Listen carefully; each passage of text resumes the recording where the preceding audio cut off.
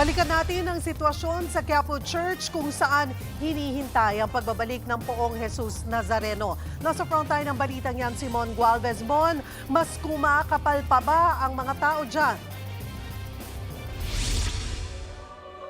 Oo, Cheryl, hindi talaga maubos-ubos ang pagdating ng mga tao dito nga sa Quiapo Church. At habang mas lumalalim pa ang gabi, patuloy pang nadaragdagan yung mga pumipila, makapasok lamang sa loob ng simbahan at makadalo nga sa nagpapatuloy ding Fiesta Masses.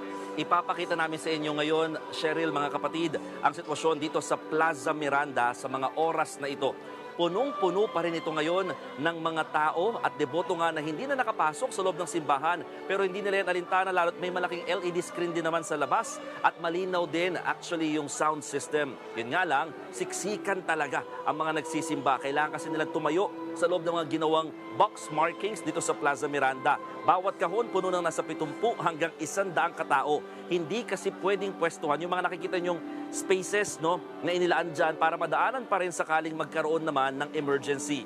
Nananatiling sakali ng Villalobos lamang ang tanging pasukan ng mga nais pumasok ng Quiapo Church para makapagsimba.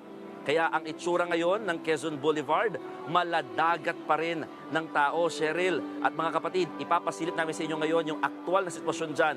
Umaabot na nga hanggang Recto Avenue yung dami ng mga debotong dyan na nakapwesto. Sa kabilang side kasi nito, daraan muli ang traslasyon paglabas sa Hidalgo Street galing sa tradisyonal na dungaw. Kaya marami sa mga deboto riyan matyagang hinihintay na masilayan muli ang imahen bago ito lumusot sa ilalim ng Quezon Bridge pabalik dito sa tahanan ng mahal na senyor na Minor Basilica at National Shrine of Jesus Nazareno.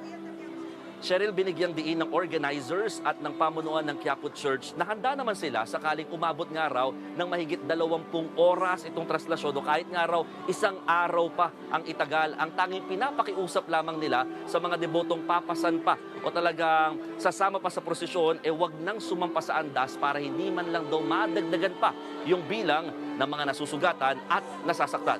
Cheryl, balik sa iyo. Maraming salamat, Mon Gualvez. Mga kapatid, Cheryl Cosing po. Maging maalam at may pakialam sa mga napapanahong issue at headlines. Mag-follow at mag-subscribe na sa social media pages ng News 5.